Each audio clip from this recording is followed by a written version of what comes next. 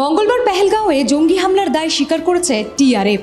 পাকিস্তানি জঙ্গি গোষ্ঠী লস্কর-ই তৈবার একটি ছায়া সংগঠন এটি। ২৬ জন নিরস্ত্র ভারতীয় নাগরিককে হত্যা করেছে টিআরএফ জঙ্গিরা। গোয়েন্দা সংস্থাদের অনুমান এর মূল চক্রী মাস্টার মাইন্ড হল সাইফুল্লাহ কাসুরি ওরফে সাইফুল্লাহ খালিদ। অন্যদিকে টিআরএফের নেতৃত্বে ছিল আসিফ ফৌজি। কারা এরা জানবো এই ভিডিওতে। 2019 সালে 5ই আগস্ট জম্মু ও কাশ্মীর থেকে 370 ধারা বাতিল করা হয়। তারপর থেকেই জঙ্গি কার্যকলাপ বাড়তে থাকে। 370 ধারা বাতিলের পরই তৈরি হয় দ্য রেজিস্ট্যান্স ফ্রন্ট। জম্মু ও কাশ্মীরে কয়েক দশক ধরে সন্ত্রাসবাদের পিছনে রয়েছে পাকিস্তান এবং তাদের মদতপুষ্ট জঙ্গিরা। লস্কর-ই তৈবা, জৈশ-ই মোহাম্মদ এবং তাদের জঙ্গি প্রধানরা সকলেই পাকিস্তানে ঘাঁটি গেড়েছে। 22শে এপ্রিল কাশ্মীরের পেহেলগাঁওয়ে হামলা চালিয়েছিল পাক জঙ্গিসহ 4-5 জন জঙ্গির একটি দল। তার কয়েকদিন আগেই বৈসারান উপত্যকায় অনুপ্রবেশ করে রেইকি করে গিয়েছিল তারা। এখন প্রশ্ন হচ্ছে, পেহেলগাঁও হামলার মূল চক্রী কে এই সাইফুল্লাহ কাসুরি? জানা যায় সাইফুল্লাহ কাসুরি ওরফে সাইফুল্লাহ খালিদ হলেন লস্কর-ই তৈবার একজন সিনিয়র কমান্ডার। পাকিস্তানি জঙ্গি সংগঠন এলটিটির প্রধান হাফিজ সাইদ, যিনি ভারতের ওয়ান্টেড তালিকায় রয়েছেন, তার সঙ্গেও ঘনিষ্ঠ সম্পর্ক রয়েছে এই খালিদের। এমনকি পাক সেনাবাহিনীতেও যথেষ্ট প্রভাব রয়েছে এই সাইফুল্লাহ কাসুরি ওরফে সাইফুল্লাহ খালিদের। টাইমস অফ ইন্ডিয়ার এক প্রতিবেদন অনুযায়ী সাইফুল্লাহ কাসুরিকে হাফিজ সাইদ তার জামাত-উদ-দাওয়ার রাজনৈতিক ফ্রন্ট মিলি মুসলিম লীগের সভাপতি করে। 2017 সালের 8ই আগস্ট এই পার্টির গঠন, লক্ষ্য ও উদ্দেশ্য নিয়ে সাংবাদিক সম্মেলনে আলোচনা হয়েছিল।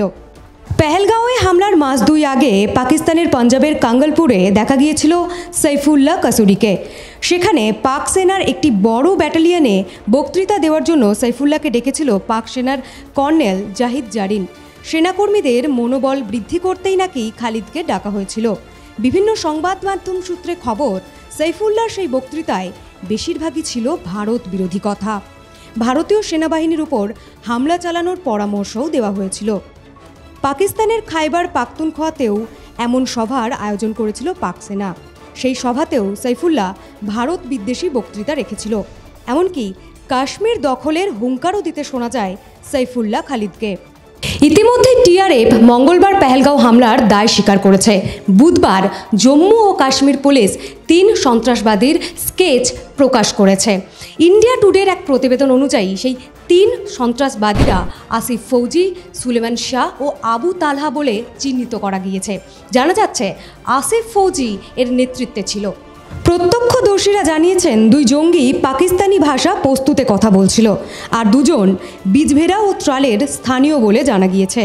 গোয়েন্দা সূত্রে খবর, মুজফ্ফরবাদ ও করাচির সেফ হাউসগুলিতে হামলাকারীদের ডিজিটাল ফুটপ্রিন্টের হদিশ মিলেছে, যার থেকে আন্তঃসীমান্ত সন্ত্রাসী যোগসূত্র নিশ্চিত। গোয়েন্দা সংস্থাগুলির অনুমান, খুবই সতর্কতার সঙ্গে এই হামলার ছক কষা হয়েছিল। জঙ্গিরা একটি মোক্ষম সময়ের অপেক্ষায় ছিল, যে সময় US president JD Vance Bharat সফরে এসেছেন এবং ভারতের প্রধানমন্ত্রী নরেন্দ্র মোদী সৌদি আরবে। সেই সময় পেহেলগাঁওয়ে হামলা চালায় জঙ্গিরা। পেহেলগাঁওয়ে হামলার ঘটনার প্রত্যাঘাত করেছে ভারত। সিন্ধু জল চুক্তি বাতিল, আটারি ওয়াঘা সীমান্ত বন্ধ, পাকিস্তানিদের ভিসা বাতিল সহ বড় বড় সিদ্ধান্ত নিয়েছে ভারত সরকার। কিন্তু গোয়েন্দারা যেটা অনুমান করছে, এই হামলার মূল চক্রী যারা, তাদের কি ধরা যাবে? যোগ্য শাস্তি কি দেওয়া হবে তাদের? জানতে চায় দেশ।